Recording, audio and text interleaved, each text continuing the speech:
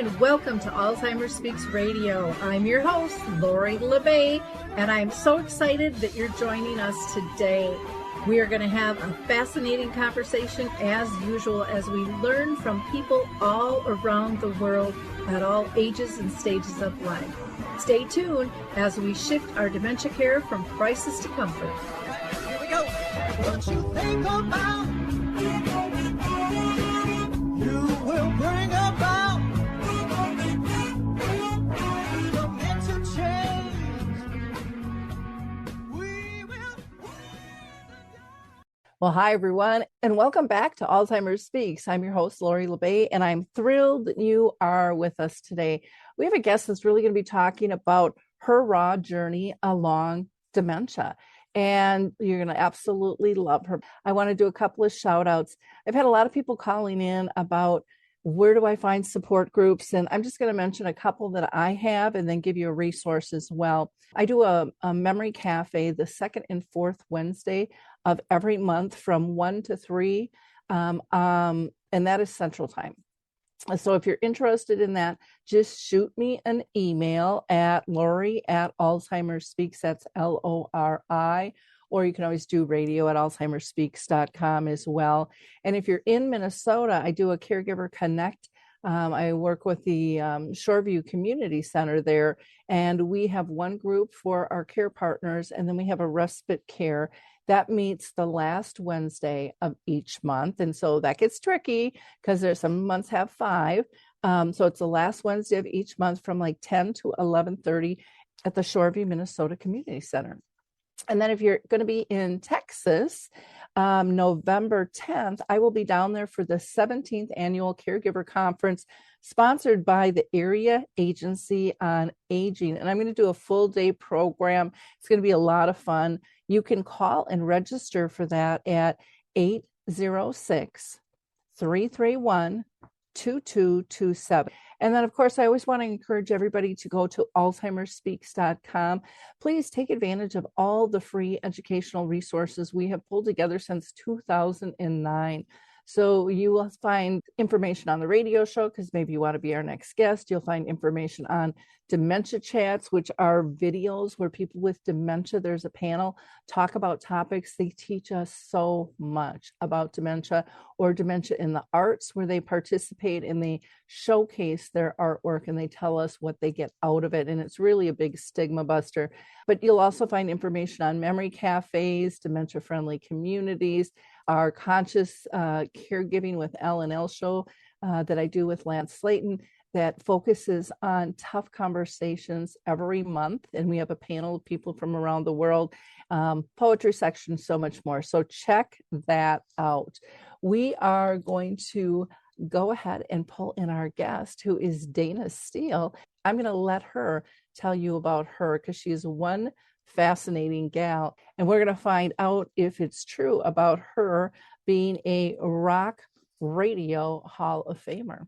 Well, Dayna, I am so excited to have you on the show today. You are just moving and shaking as a person and then in the dementia arena as a whole. So first of all, thanks for standing still and taking the time to be with us today because I know your schedule is really busy. Oh, my husband would love that intro. He's like, could you just sit? Could we just not be going at that speed every day? Yeah. That whole pause is really important. I know that's something that I learned through my dementia experience with my mom of 30 years on her journey was slow down.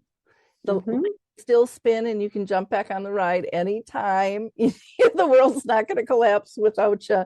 But sometimes that's just the way our world spins. And sometimes we like that ride, it's fun. So I totally get that. I'm going to have you go ahead and introduce yourself for our guests, if you don't mind. I have always told people the last few years, hi, my name is Dayna Steele. I am a caregiver crusader. I am the creator of #Surviving Alzheimer's, which encompasses a book, online post, a play, and more. And I am a rock radio Hall of Famer. So I used to be cool, and I used to stay up past 9 o'clock at night. That's me in a nutshell. I love it. I love it. Now, I know your book and your story with dementia is about your mom. Is she the only one in your family or circle of friends that you've been touched by who's living with dementia or who has lived with dementia? That's a loaded question because my dad had vascular dementia from strokes and smoking too much. But I loved my dad. I was over there every week for dinner with mom and dad, but mom was his caregiver. So was I touched? Yeah, but not really. I was still blowing and going and doing my speeches and traveling. I mean, mom was dealing with all that, and I knew it was taking a lot of her time, and it was tiring to her sometimes and frustrating. But I had no idea until I was put in that position with her. Since then, um, I've become much more sensitive and much more attuned to what to look for and what some of the early signs of dementia and Alzheimer's are.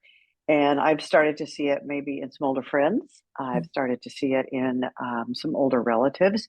Is it definitively diagnosed? No, not yet. But again, I'm so keenly aware, overly attuned for things like that. So, but with mom, I mean, we were blindsided. We really were, Lori. We've never had cancer in the family, never had heart disease. We never had broken bones. I mean, we just fat, dumb, and happy going along. And yeah, mom was getting a little dingy. First of all, she'd always been dingy. And my neurologist brother-in-law kept trying to say, something's wrong with Fran, something's wrong with Fran. I'm like, nah, she is just into Fran. She is just, she is in her own little world. But there's even a scene in the play where I say, what did I miss? And I start naming off some things like, when I told her my best friend since I was 13 was moving back to Houston. And I mean, this woman was my maid of honor. And mom was like, oh, that's so great. I'm so thrilled for you. And, skip a couple of beats. And she goes, now remind me again who Christy is. So little things like that, did I miss it or did I refuse to see it? So Yeah. that's kind of my story in a nutshell. And when dad died, that threw off mom's routine. And then I moved mom closer to us into an apartment, into an independent living residence. And that definitely threw her apart. And you'll see in my logo, it's always a Post-it note. The third thing I did was there were Post-it notes all over her house when we packed her up. And there were Post-it notes on the microwave that said popcorn. I thought it was a grocery list. Later on, I figured out it was instructions. There were complete conversations written on Post-it notes. If Dayna calls, say this. If Scooter calls, say this. Here's the names of their children. Odd notes like that. And I was like, I come by it honestly. We're big note takers. Drives everyone crazy. But when I moved her, I gathered all that up and threw it away. So I threw away her brain, her routine, her brain, her memory. It's like we just put things in overdrive. Wow. I with my mom too, she had all these notes too. And we didn't think, you're just not looking for a problem, it's your Well, mom. if you see a problem, my wonder husband always told the kids this. If you admit there's a problem, then you have to be a part of the solution. And I think we all know that deep down. I knew I needed to move mom closer. I knew I needed some supervision for her. But I just was not ready. Looking back again, I was in complete denial. Yeah, I used to be in real estate when my mom first was diagnosed for 25 years, and I specialized in seniors. And so I dealt with everyone else's family's issues and helped them get moved and transition smoothly. But in my head, and I woke up one morning just like laughing hysterically because it hit me that in my head, I had told myself this story that old or issues were 10 years ahead of my folks. And so I had this 10-year cushion. And then my dad got brain cancer. My mom got dementia. It was like, boom, that whole thing just exploded in 2 seconds. But I was just laughing, going, boy, did I put myself in a protective Yeah. bubble. Yeah, and it's like in a prior life before I became the unintended Alzheimer's expert, I was a business speaker and I wrote business books and I just preached to people all the time. Never leave the house without business cards. Who leaves the house without business cards every single day? Me. So we don't take our own advice. Oh, too funny. Well, thanks for sharing that. Now, you call yourself a caregiver crusader. So, and you've mentioned you've got a podcast, a play, a book. I mean, that kind of covers everything. But did that all come naturally to you, or did you feel pushed in that direction, or was You it know, just channeled to I, you? I've been on the radio since I was 17. First of all, I'm the daughter of Fran Nicholson, who never met a stranger in her life. Mhm. And then I've been on the radio and in the public eye since I was 17 years old. I'm 64. I was in rock radio. I was on stages in front of thousands and thousands of people. And so I've never had a secret ever. I've lived almost my entire life on the radio with my fans. And so when mom was diagnosed with Alzheimer's, after calling my husband, my three sons, my uncles, my nieces, a couple of close friends, I could not say the words again. Mom has been diagnosed with Alzheimer's. I could not say it again. I was tired of explaining everything. So social media has been, I call it another radio station for me. It was a natural transition for me to go from radio into social media because I overshared on the air and now I overshare on social media. I have no secrets. And so I posted, mom was diagnosed with Alzheimer's today. Took a little screenshot of part of the diagnosis, posted it, went to bed, cried, not floored. I'm an intelligent woman. I read. I know how to research things. I can get things done. I was overwhelmed. Where do I start? So I just put it on Facebook, went to bed. Got up the next morning, hundreds of messages. My mom, my dad, my grandmother, my grandfather, my aunt, my uncle, my husband, my wife. I was like, oh my God, nobody talks about this. And that has always been the way I communicate, is with my fans on a microphone.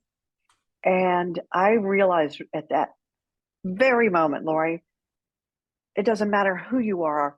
You think you know until you hear the words, the one you love has Alzheimer's. And then you are stunned and numb and don't even know where to begin. And any author would kill to have a book that is still relative 7 years later. I cannot believe, I am livid that my book is still relevant 7 years later. From everything from a cause to cure to legal to healthcare to living arrangements to the cost. You know this is what Yes. this is the world you live in. So when mom died, this is a very long answer to your question. When mom died, I decided right then and there, I chronicled the whole 2.5 years on Facebook, the good, the bad, the ugly, what made me, first time I laughed at her, I thought, what's wrong with me? And then people told me even funnier stories. So when she died, I thought, after a couple of months of just feeling, I don't know how you felt when your mom passed, or if she has, but it was a sudden, I was trying to put this into words the other day. It was a sudden loneliness.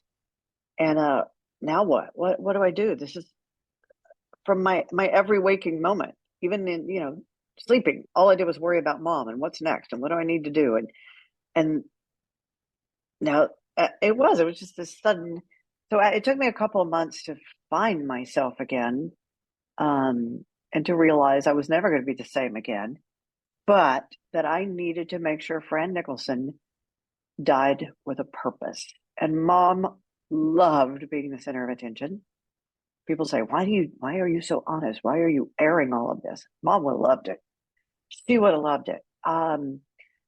So I decided we're going to use our stories to help other families. We're going to tell the funny stories. It's okay to laugh at Alzheimer's. Oh my God, if you don't laugh, you'll cry. I'm going to talk about the violence. I'm going to talk about the hatefulness. It runs the gamut, as you know. So I have an audience. I have a voice. I have a camera presence. I love writing books. Wonder Husband likes to say it's Tuesday. Have you written a book today? And in fact, I'm working on a new book I've discovered that there are a lot of people like me that there's a little bit of darkness that stays with you forever after you've gone through this. And how do you get beyond that? How do you get beyond the guilt, the depression? How do you learn to be social and joyful again? But that's, so I just decided it's what I do. I share with people.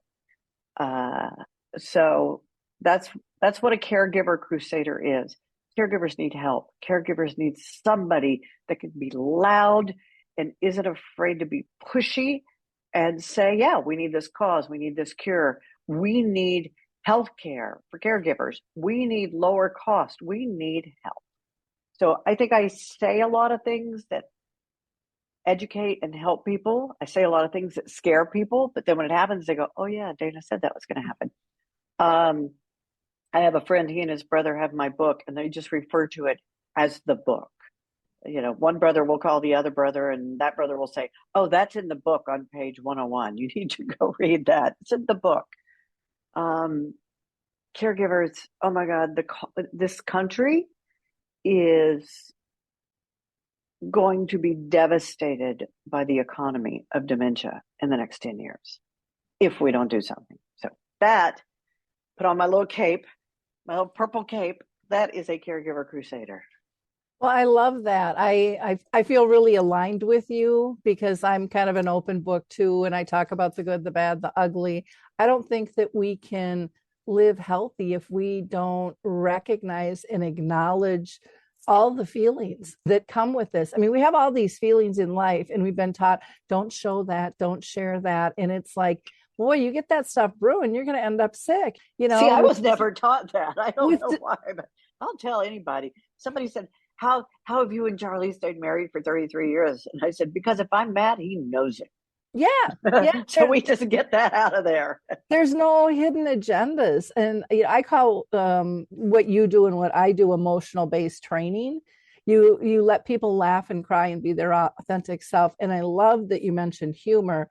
Oh my gosh. And humor, I think in so many families, that's the first thing to go, this is serious. We can't laugh, you know, and it's like, that's the glue that holds you together, honey. You know that. There's a scene in the play that I do, and it just still cracks me up. And that's the line. It still cracks me up. But Mom's like, now, why am I living here again? I said, because you have dementia. And she was like, I have dementia? She was just fascinated by that. And I was like, uh-huh. Yeah. Oh yeah. Oh boy, yes, it's fun, Mom. There's great moments, but those moments of humor, I mean, to me anyways, I don't know if this is for you, but they just stick with me. They hold me up when I'm down. Just those little teeny moments of joy that, probably before dementia, I wouldn't have even noticed, but it could just be that giggle or just that small little thing. I remember my mom not saying my name for 3 years, and there was a funny story where I asked her if I need to get her bikini out. My mom's like 300 pounds and she's sleeping in her bed, and she was actually laying in her bed in a nursing home. I'll give you the background because you almost need it for this. And it was cloudy here in Minnesota for like 3 weeks. It was the first sunny day. And so she's laying in her bed and she's got her pants pushed down to her crotch and her shirt tucked under her boobs, and this big exposed belly is showing it. She's just like sleeping, and absorbing all the sun and the rays, and she's just got this big smile on her face. And I turn and I see her, and I just like, oh, now what do I say? So I said, Mom, do I have to pull out your bikini? And out of a dead sleep, she goes, oh, Lori, I don't think I should be wearing a bikini. And she giggles and she goes back to sleep. I sat on her bed and I bawled like a baby for like 2 hours, because at that moment I realized she hadn't said my name in like 3 years. Mm-hmm. I call those in the book moments of lucidity, where at first families think, oh, they're coming back, they're getting better. And then you realize, no, it's just for just that split second, the neurons up there, something aligned, and they remembered, and then it just goes away again. My mom turned to me one day when we were driving. I stopped at a red light, and all of a sudden she sat up straight. She looked at me. Everything was different. Her voice, her demeanor, her eyes were sparkling. She goes, I'm never going to drive again. Am I? And I went, oh God, I hope not. You're the worst driver. And she went, and then the light changed and she went back. She slumped again. She turned ashen again. She was gone again. So yeah, you got to take those little moments and go, wow. Yeah, they are just real gifts that just drop in. You don't know when the heck they're going to happen. You can't push a button. You can't do anything to make it happen. They just That first time I laughed at mom is when I posted on Facebook, oh my God, I just laughed at mom. What's wrong with me? One of my favorites, people shared all kinds of stories. Like one guy, her father, mom left him alone with his, the thing around his neck. You can push the button, the emergency button. And she went to run to the grocery store real quick. When she came back, there were paramedics and fire trucks and everything. And he had just kept pushing the button until somebody showed up. And they were making him coffee and they were visiting with him. Nothing was wrong. And the other one was she walked in on her grandmother. This other woman walked in on her grandmother watching hardcore. I mean, we are talking triple X porn. And she just kind of stood there behind her grandmother's chair trying to figure out what to do. And then it went to a commercial or whatever. I don't know. I don't know where the action stops in a porn show. But her grandmother turned around and went, they have never done this on The Young and the Restless before.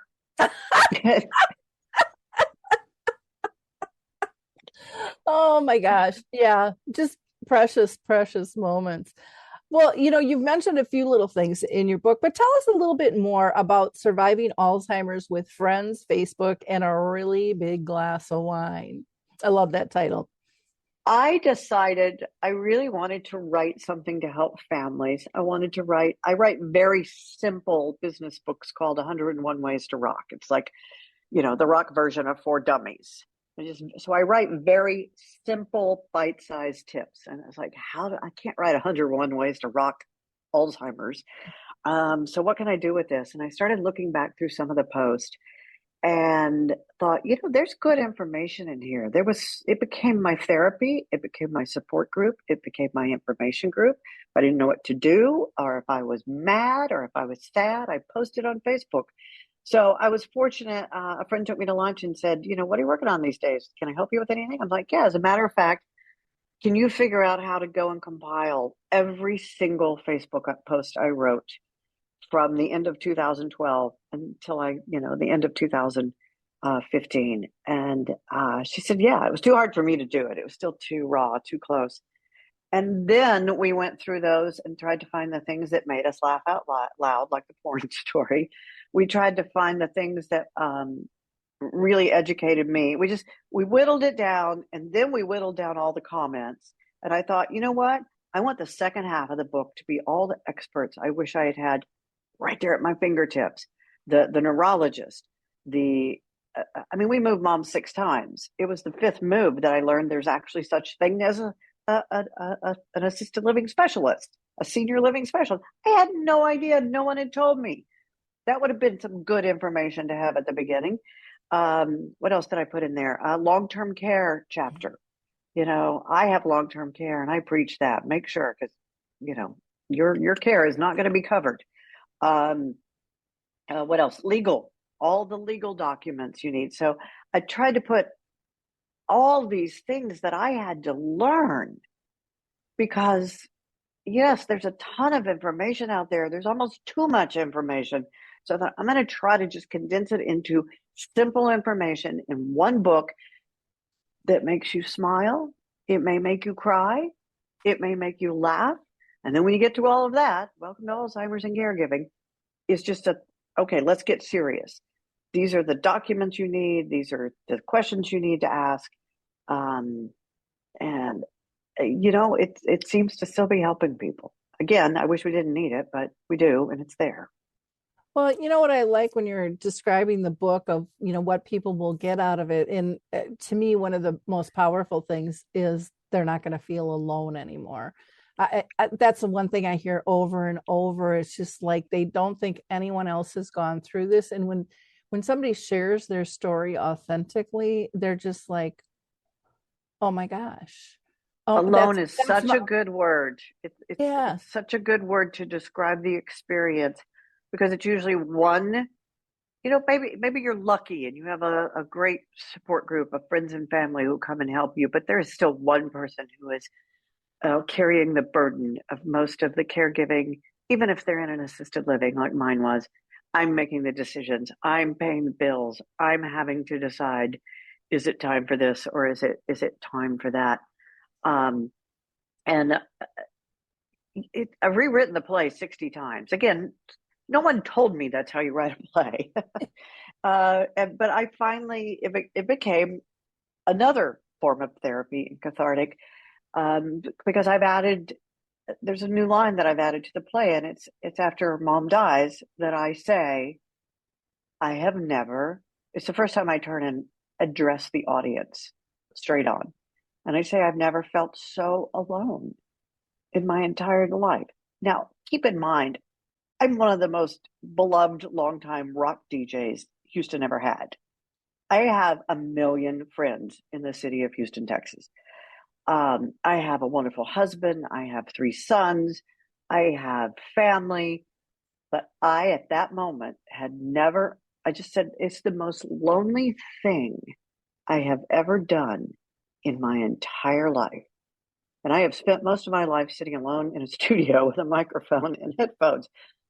But taking care of my mom and it's very hard to describe, but it is the most lonely thing. Even with all those people, it is the most alone I have ever felt in my entire life.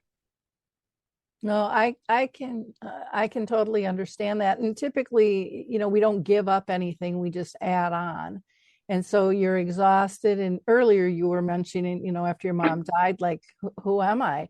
And you said you figured it out in a couple of months. Kudos to you. I sure did. And people would say, I figured out how to start writing about it, or what I oh, could do okay. to try to help. But I still sometimes, my husband even said, I was telling him the other day, I'm like trying to write these feelings that all these years later, I still can be overcome with sadness. I still feel some guilt. I'm just not, yes, I go at 90 miles an hour faster than everybody on the planet, but I still am not the happy-go-lucky, joyful person I was, even though it may appear to a lot of people I am.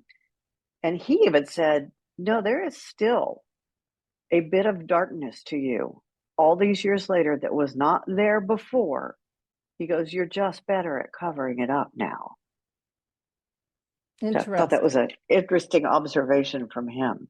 Yeah. And I get that. I mean, my mom's been gone since 2014. And like I was speaking last night, and I tell stories and I get teary eyed, and then I come back and then I get them laughing, and it's just this roller coaster. But I want to give them permission to feel. I don't want them permission. Yeah, don't hide behind the curtain. It's okay. And so, when I was part of the National Speakers Association, they're like, oh, you can't show emotion. Yes, you can. And I'm like, I'm sorry, that's who I've been. I'm like you, I'm an open book. And I don't feel like we should have to hide things. Let's have authentic conversations. That's how we heal. That's how we grow. That's how we learn. That's how we take away that loneliness. And that's what I did on Facebook. It was a radio microphone for me. Yep. All those years I was on the radio, I was told, oh, you don't talk about those things. Just like you were told, don't talk about those things on stage. I was told, don't talk about those things on the radio. But I was on the radio starting at 17 years old. And my fans were so, to this day, they're still so protective and loving. And so if I had a bad breakup with a guy, I mean, the next morning I might be a little teary and go, I broke up with my boyfriend, but it made people relate to me. And I didn't do it to make them relate. I just did it because I was an open book with all of it. I have a great story for you. There was a very popular television reporter here, or anchor here in Houston. And one day I went to visit my mom. It was the 5th place. She was now in memory care. It was the 5th place we had put her. And she was sitting at a table, the dining room table, coloring. Now, my mother was an incredible artist. She was a jewelry designer. My mom was coloring a squirrel blue outside the lines. That sent me over the edge. My mother painted these beautiful landscapes. My mother taught me to color in the lines. I am probably OCD. So I took the blue crayon and I handed her the brown crayon and I showed her how to color inside the lines. And she just glared at me and she threw that brown crayon at me and she grabbed the blue crayon and went back to coloring the squirrel outside the lines. I left, sat in my car, sobbed over this. That was one of those times when I went, that is not my mother. And I just sobbed. And my post later that day, excuse my language, I use this word a lot. My post that day, all I wrote was fuck, fuck, fuck. I don't think I can do this anymore. And later that day, I got a private message, an email from this very famous news anchor in Houston who said, I have been following your journey. I love you. I love that you're sharing this. We are all just hanging on your every word, but I think you should be very careful with your language. So I wrote back to her, I thank you so much for your kind words. However, I am a writer. And when a writer finds the perfect word, it can be nirvana. It can be a release. And at that moment, there was no more perfect word for how I was feeling.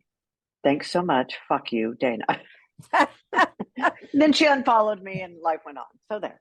Well, but that's the perfect essence to explain what ambiguous loss is. Just those moments of, oh my gosh, there's another piece of the core of who I held on to. I always talk about my mom. I always held her in her pinnacle state, and I never knew that I was doing that, but that's just normal, and I adored my mom, and I didn't know I was doing that until one day I was down in my basement digging through this bin, and I ran across a picture of my wedding day.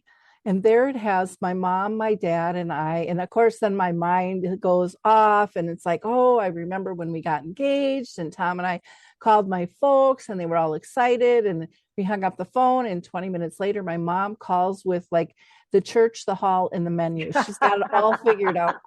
And I'm thinking, oh, I love that about her. She just loves celebrating life. I told that story in Jersey and they're like, I wouldn't have liked that if my mom, set all that up. And I'm like, that was just the core of my mom. And for me, it was wonderful. She still wanted to celebrate. And then I realized that I was still holding on to her being that person. And I look at this picture and go, oh my gosh, everything's changed. My dad's dead. My mom's got dementia. And I'm divorced. What right do I have to try to hold her in this pinnacle state when the rest of the world is moving and shaking?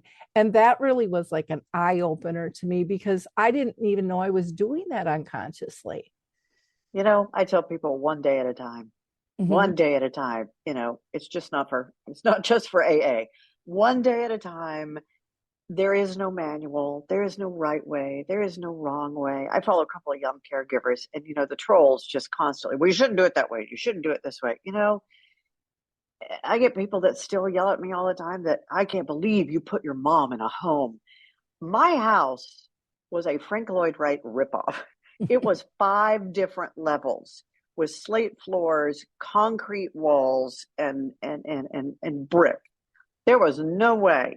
The last time my mom fell there and I flew across a room and caught her head before it hit the slate stairs, you do what you have to do. And it's just, you said it again earlier, and that is, we do all this, you and I do, I think for caregivers, to remind them they're not alone and to remind us we're not alone. There is no right way. There is no wrong way. And just ignore the naysayers because they're always going to be there. There are still people mad I didn't play Stairway to Heaven when they asked. So you just have to, just move on and give yourself permission to like yourself and to approve of what yourself is doing. Because again, every day is going to be different. Well, and some of those naysayers are going to be part of your family and close circle of friends. Oh, yes, they are. Really, really crushing. And I to this day, one of the most common questions I get is, how do I fix my siblings? How do I get them to get it? And it's like, stop. You don't.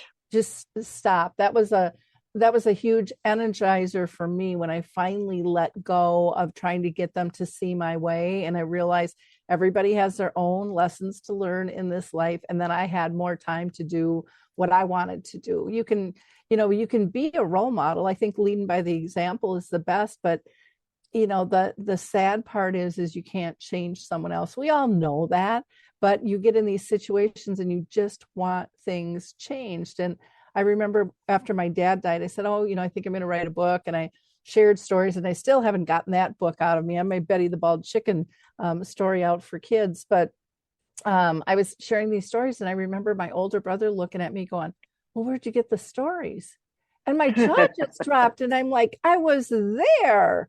And at that moment, it changed everything at how I looked at my brothers, because I felt really sorry for them because I talk to so many people who there. say, oh, my mom's doing that, but it's not Alzheimer's. Mm-hmm. It's just getting older. I'm like, I'll be here when you need me. Yep, exactly. Oh, exactly. Well, if you are just picking up on the show right now, you're going to want to rewind, because we've been talking with Dayna Steele, and it has just been a fascinating conversation. We've been talking about her book, Surviving Alzheimer's with Friends, Facebook, and a really big glass of wine, and her The Woman in the Mirror podcast, which is also a play. And the insights that she has given us are just spectacular. You can go to her website, survivingalzheimers.com. You can email her at info@DaynaSteele, and that's STEELE.com. And of course, you can find her book on Amazon. And she's, on social media with Facebook, LinkedIn, YouTube, Instagram. And what I adore about her is she is her authentic self, telling her authentic story. And I don't think we have enough of that out there. And you will find it so comforting. You'll laugh, you'll cry. But the biggest thing is you won't feel alone. And I think that's one of the common threads that the two of us have. So Dayna, thank you for being with us. I do have some more questions for you if you've got a little more time to stay with us. Okay, we could do speed dating if you want me to just throw you some answers there. By the way, it's surviving-alzheimers.com, no comma. Okay. So, or you can say The Woman in the Mirror play, or you can do Dayna Steele. I bought way too many URLs, so you can find me. Okay, sounds good. Well, I wanted to talk about your podcast. Where are you at with all of that right now? I am hoping to debut it at the end of October. It's called #Surviving Alzheimer's, all one word. And it's just going to be candid conversation, sometimes with my neurologist brother-in-law, who's also a leading Alzheimer's researcher. So when I don't understand something, like I went to him and goes the other day, and I said, I don't think I ever asked you, what is the neurology of her forgetting my name? I'm the one who took care of everything. I was the favorite. So we're going to use the conversations with him. I've got conversations with experts, but then I'm also going to interview a friend of mine who's right in the middle of it right now. A young man, the one who uses my book, he and his brother, because I want to talk to them about, men don't tend to talk about their feelings. So I'm going to interview real people. I'm going to interview people who are at the beginning. I'm going to interview people who've given up everything. I'm going to interview people who are in denial. So the plan is to do it every week. I am still traveling. Somebody rented our house for a year, so we threw everything in the car, and sometimes we park at airports and run off somewhere. So, and if I can just head off some of the questions that I'm sure, I hope I'm going to gain some new followers from all the people that, love you and hang out with you. Yes, I don't wear makeup. I'm done with it. I have to wear so much on stage that, you know what, you don't like it. Charlie likes it. He still sleeps with me. It's okay. And yes, all I own are black turtlenecks. Me and Steve Jobs. So there, we'll just get that out of the way. No makeup. I use the F word, and I wear black turtlenecks. So you don't have to ask those questions anymore. So that's it. It's #Surviving Alzheimer's. It should be available everywhere. I'm doing it all myself. I've done it through professional companies before, and this is just a labor of love for me.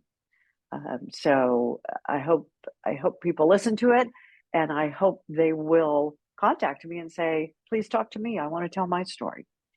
And just know that telling your story is one of the best things you can do for yourself, for your heart and for your brain and for your stress and for your well-being. Tell your story to other people, because not only will it help you get that emotion out, but you really are helping others. Yeah, you really are. I stepped into this because people, the senior housing group, all my colleagues said, everything is doom and gloom and give me your money. And you're talking about living graciously, and you just have a whole different outlook. So, like you, I started with a blog, and I was shocked people around the world resonated with our family story. And so from there, I started it's known as the first radio show, which actually it wasn't radio, it was podcast, but back then no one called it a podcast in the world because no one was doing that. But that was one of my goals, to use multimedia to engage people in different ways, to raise the voice of those diagnosed and family members. Because when I was on that journey with my mom, we weren't even heard. And the person diagnosed, they were like, well, why would we even include them? I mean, there were so many misconceptions. I know, and nobody talks about it.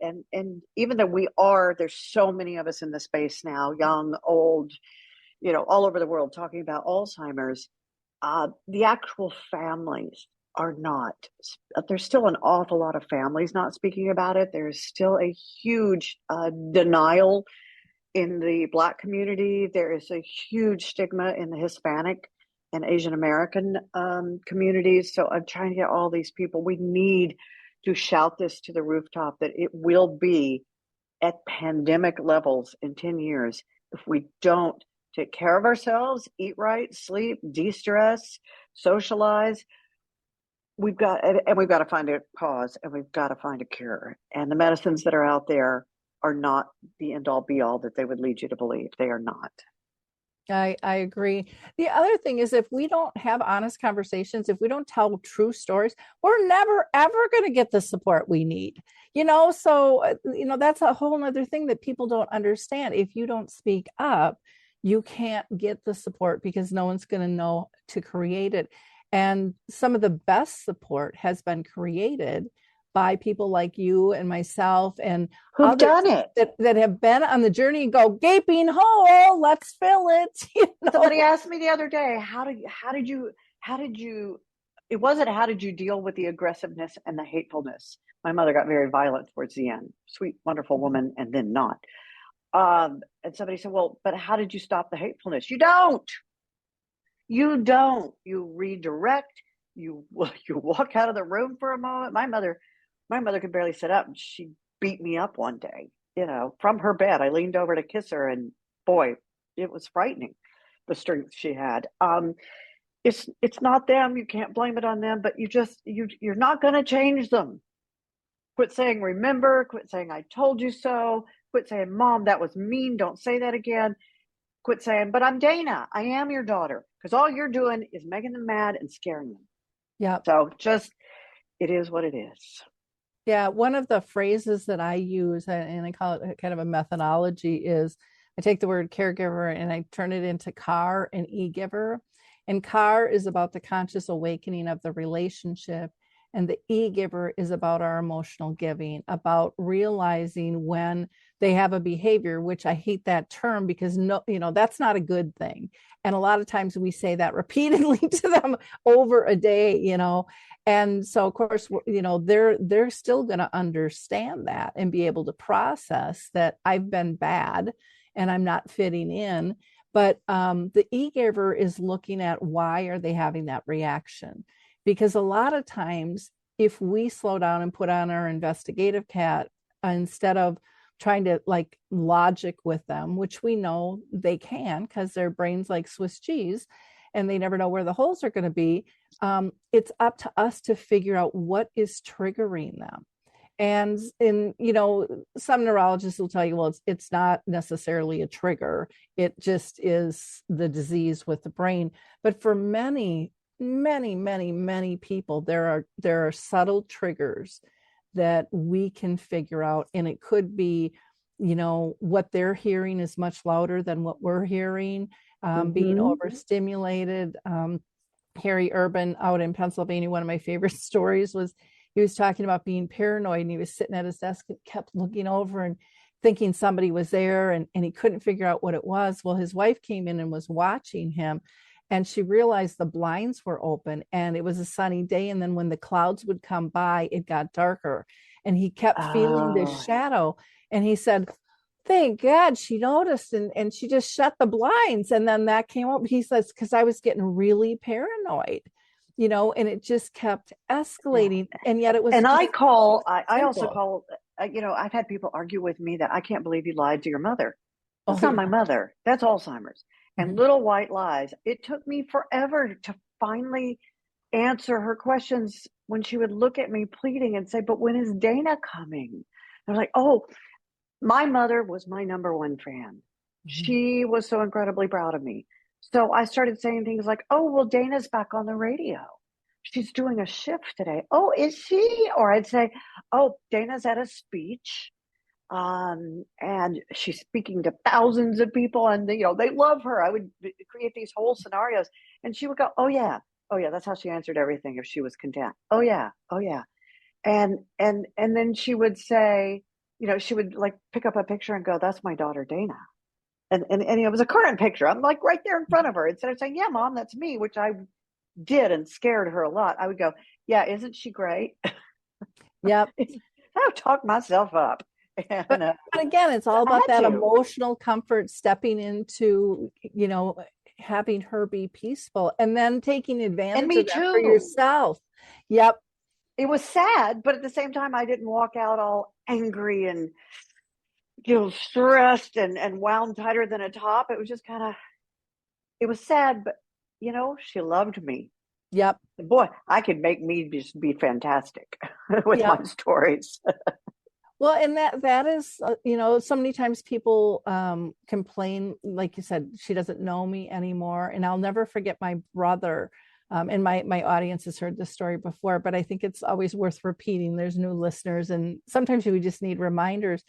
And we would walk in, my mom was in the nursing home, and we walked in, and my mom goes, and there's my mother, and she takes such good care of me. And my brother's like, what is wrong with her? How does she you don't look anything like Grandma. She calls me Chuck all the time. And how does she not know I'm her son of 50 years? And my mom is sitting with a bunch of friends. And then there's one kind of little old biddy that didn't, join the group. And she always sat off in the corner. And this happened every single day. Boom, just like clockwork. And she would scream out, Dorothy, that's not your mother. That's your daughter. And then my mom would look at her and go, oh, I have Alzheimer's. And she would laugh, and her would laugh. I have dementia. And the woman would get madder. And my brother's like, I don't get how this isn't bothering you. And I said, well, Mark, let's take your situation. Mom's gone back in time before she had kids, before she was married, the whole 9 yards. And I said, she loved her brother, Chuck. I said, and if you look in the mirror, you look just like him when he was younger. I said, that's a compliment. She loves Chuck. So just be Chuck for right now. And he's like, but you don't look anything like Grandma. Doesn't matter. How can that be? And what it was with my mom, I said, Mark, you're forgetting the backstory. He's like, what backstory? I said, when my mom's dad died of a massive heart attack when she was 15. The story has it my grandma had a nervous breakdown, and she left my mom home alone and traveled the world. So my mom had some abandonment issues with her mom. And I said, Mark, somehow she has healed that through, our relationship. I said, how lucky am I to be part of that healing? So it's so much in our perceptions and how we want to, pushing our ego out of the way and just looking at the bigger picture of being able to give comfort and have them be content, have them feel loved. And, that's the core of what we all want. The fourth place we had to move Mom, again, get a senior living specialist. The fourth place we moved Mom, she had an absolute meltdown. I finally figured out what it was. Her name tag outside her door said Fran Nicholson, and she did not want that. She wanted it to say Dayna Steele. There were some brief moments here and there where she thought she was Dayna Steele. But for the most part, she finally in this meltdown told me it needs to say Dayna Steele, so when my daughter Dayna comes, she can find me. So that was always kind of weird to go visit her. This was the first time we had her in a locked down memory care, and I would go visit her, and her room would say Dayna Steele, and I was like, my room, here we go. Oh, So, but but how it's nice that they did that, though. I had a friend who, he was like a grandfather to me, and I remember he had to move into a nursing home, and his family wasn't really close or around. And I went up north. He was, by my cabin, and went to visit him, and I'm like, you have on his room, his name is Albert. No one's ever, it's Alan or it's Al, and they would not change it. They absolutely would not change it. And I'm like, that's going to be confusing. You have all this, that's his legal name. We're going to call him his legal name. I'm like, oh, you guys are not getting this at all. I just felt and I think so I think people sad. have gotten a little better at it Mhm. as we learn more and more about, you must live in their world, you must live in their reality. My mom would say, oh, I play tennis all the time. And I argued with her one day. I was like, you have not played tennis in 20 years. And she got so mad at me. I just dropped it. That was weird. That was one of those early on things that now I look back and go, oh. But it just got to the point where she would say, they have tennis courts here. No, they don't. But I went, uh-huh. And she go, oh, yeah. And I played yesterday. And I was like, uh-huh. And she go, I'm going to play later today. Uh-huh. You're going to be great. She hadn't played tennis for 20 years. But that was one of the happiest points of her life, was when she played tennis. And even the last week of her life, we had her in such a great place that last time. Even though she could barely hear and she couldn't walk, they would put her in a wheelchair, wheel her up in front of ESPN, find a tennis match, turn it loud, and she would just sit there and she would smile. She could tell this by the sound of the serve if it was good or bad. And she would shake her head if it was bad, and she would go, oh yeah, if it was good. So, you just, their world, not yours. Their world, not yours. Yep. Yep. Well, great advice. Well, in wrapping up, I want to ask you about being a Radio Rock of Hall famer. So, how did this happen and when? There was a guy in college. I went to college when I was 16. Who knows what they want to do when they're 16? But boy, I was having a good time. I had a car, an apartment, a college ID, and a boyfriend in a band at the time. But somewhere in all that college career, which was very short lived, there was a guy I really wanted to date with after I'd broken up with the band boyfriend. And he was a DJ at the top 40 station. So he was like the biggest celebrity I'd ever met. So cute. And I thought if I auditioned for the student radio station that he would think I was cool, because there was a brand new station they were opening at Texas A&M. And I went in and auditioned for the radio station. And Lori, the minute I had changed to my major 3 times. I didn't know what I wanted to do. The minute I sat down in that booth and put the headphones on and turned on the microphone and started talking, I knew I was home. I don't know how to explain it, but I knew I was where I needed to be. I never got the date, but I got the job and was on the radio for the next 25 years of my life. I was very fortunate. I left college, came back to Houston, and spent my entire radio career in my hometown, eventually ending up for almost 20 years on the radio station I grew up with a couple of the DJs that, were on the air when I was a teenager. So it was a tremendous experience. It was the late 70s, 80s, early 90s. So it was Van Halen and Bon Jovi and Poison and Rat. And, it was fun. It was fun. And I was no saint. I had a great time. I had a bunch of people come to me in 2016 and ask me to run for Congress. And I was like, are you crazy?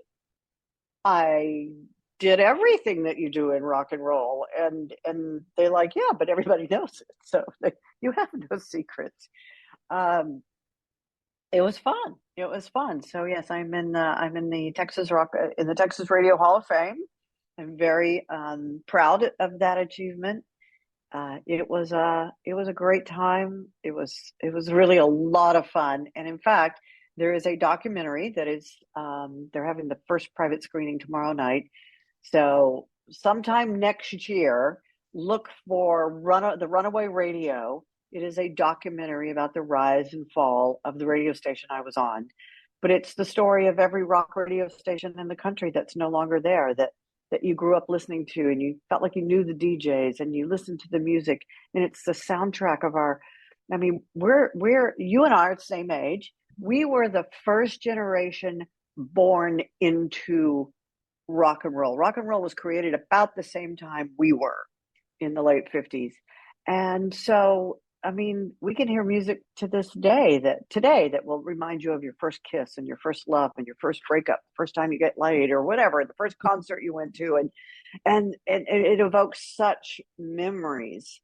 And it'll be a great documentary about, those great radio stations that we grew up to, that we listened to when we were teenagers and in our 20s and blowing and going. And it's called Runaway Radio, and it'll be probably on Amazon Prime early next year.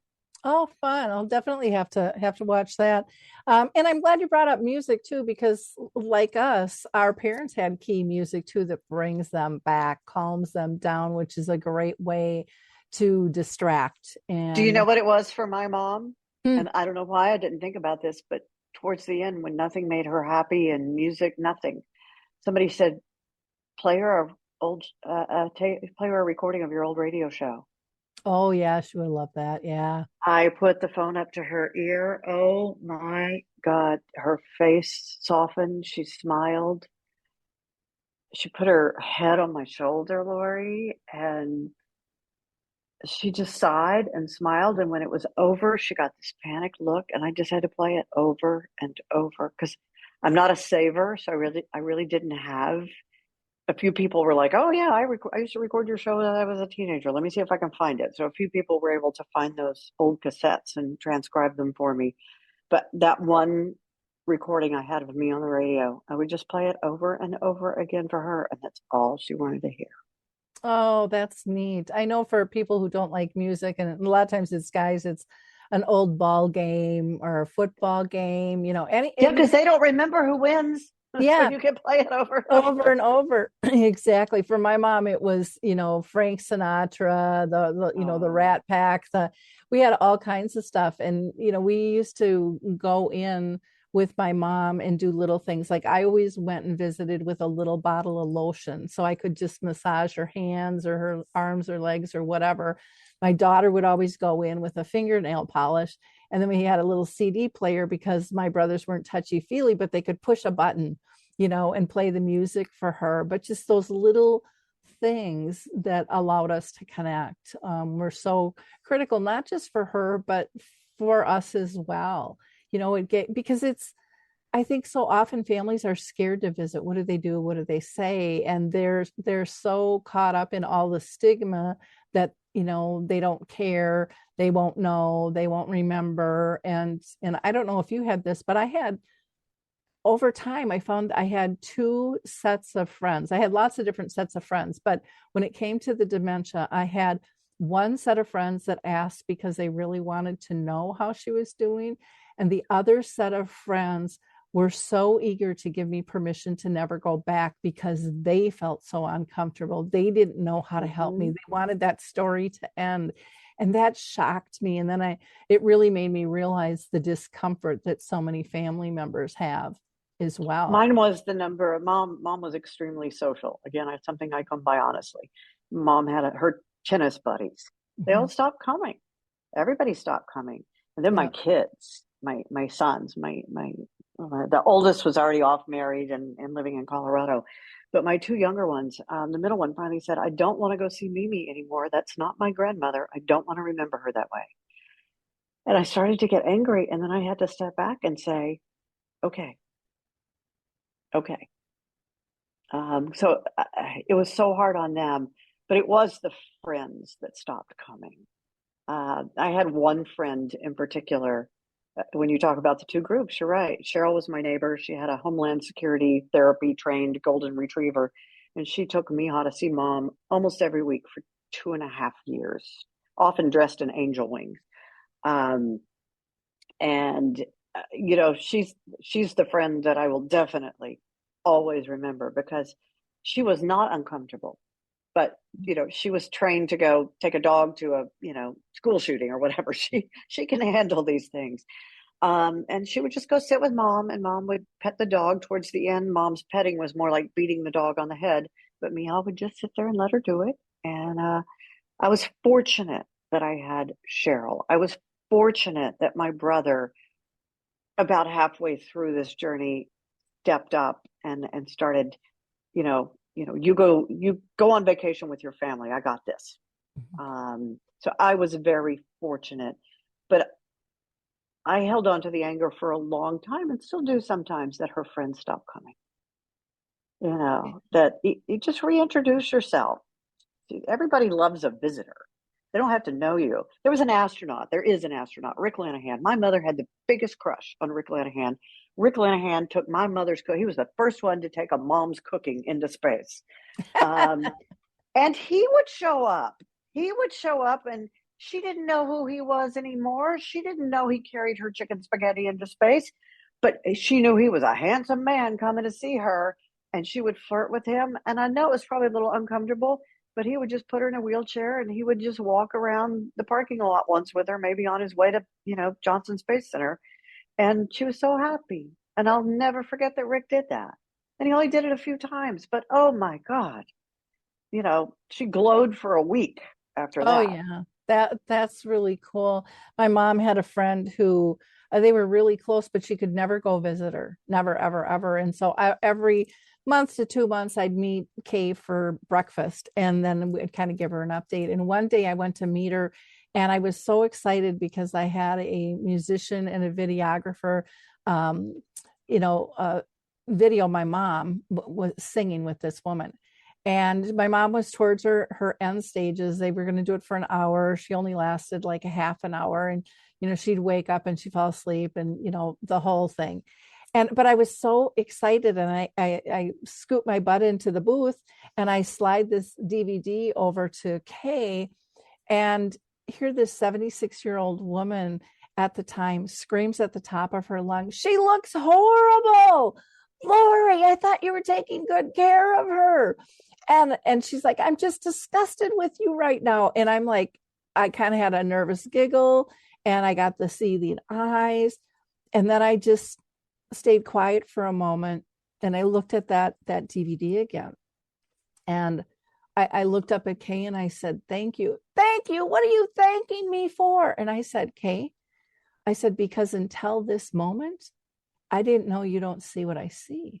She's like, "What do you see? That doesn't look like your mom. Look at her teeth are chipped and broken and she's got a hair on her chin and her hair's not done. That's not your mom." And I said, she's like, "What do you see, Lori? What do you see?" I said, "Kay, I see a great big smile. I see my mom's dimples. I see your squinty eyes because our eyes close when we laugh." I said, "When I look at this picture, Kay, I hear my mom giggle. This is what joy looks like today." All of us have changed over time. Yeah. And yet, somebody says, "Oh my God, you have a wrinkly neck." I'm like, I'm 64. I'm allowed to have a wrinkly neck. Yeah. And I shouldn't have to feel ashamed of it or do anything about it. It's called aging. No makeup. Oh, yeah. Well, Dayna, I can't thank you enough for your time today. This has just been a really fun and enlightening conversation for myself. And I know for sure it will be for my audience as well. Well, this has been fun. I think you and I need to take this on the road. We could do it, Oh, that would be a lot of fun. In wrapping up, again, we've been talking with Dayna Steele and boy, talk about fun, interesting conversation. You need to pass this episode along. And again, you guys all know I'm not big into chasing numbers. That's not who I am or what I'm about. What I am about is being a giver of hope. And I want you to join us in being a giver of hope. Share this story on your Facebook, your LinkedIn, your Instagram, whatever. You don't know who in your sphere is dealing with this. And we need to make them feel more comfortable to be able to reach out when they're ready. You can't force this stuff on anybody, but it's important for people not to feel alone and to know that there's information out there. Again, you can go to Dayna's website, surviving-alzheimers.com. You can email her at info@daynasteele.com. She's on Amazon, Facebook, LinkedIn, YouTube. Instagram, and we're going to have to watch for her podcast to roll out, and hopefully her play will come to all of our areas as well. I just think that's it'll be in Palm Springs the entire month of March. We've just started confirming that. So oh, fantastic. Come to Palm Springs in March. And what I love about, plays and films and stuff is people are shocked at how much they learn through them because they think they're going to get entertained. And I had a friend who did a play called My Mother Has Four Noses about dementia. I watched that. Thank you for turning me on to that. That was so fun. And people would come back with more people, and they just kept returning because it's like more people have to see this, because it was just told in an easy setting where people felt comfortable, and then they'd go out and have real conversations. It took the scary out of it. So thank you so much for all you're doing. Really appreciate it very much. Well, thanks for having me. I really appreciate it. And let's do this again soon. Okay, sounds good. Safe travels, my friend. Thank you. So again, before we wrap up, I want to make sure that you all go to alzheimerspeaks.com. Check out our free educational resources. We've been pulling them together since 2009, and there's a nice variety there that people can actually participate in. So you can be a guest on the radio show. Your loved one can participate in dementia chats or dementia in the arts. There's information on support groups. If you write poetry, you can submit it. We'll help push it out. You can also check out our book, Betty the Bald Chicken, Lessons in How to Care. It's great for adults, parents, grandparents, and counselors reading this with kids. It can also be used in support groups, individuals. It's a book that crosses ages, so it's not dementia specific. So it can be used for bullying, it can be used for divorce, it can be used for addictions, it can be used for death, anything when you don't feel like you belong or you fit in. And it really makes us think about how we want to be cared for, how we can care for ourselves, and how we can help others. So check that out. And also check out Dementia Map. That's our global resource directory. We have over 150 categories. There's a calendar of events. There's a glossary of terms, because Lord knows you don't know what you don't know. Love you all. Talk soon. Bye-bye. Hi, everyone. This is Meredith from the Senior Fitness with Meredith podcast, where I discuss all things for seniors, from fitness, your health and wellness journeys, how to be all over strong and beyond. I also have my mini podcast called Motivation with Meredith. It's a great, quick motivational pick-me-up for your days. Join me, listen now, search for Senior Fitness with Meredith on your favorite podcast platform.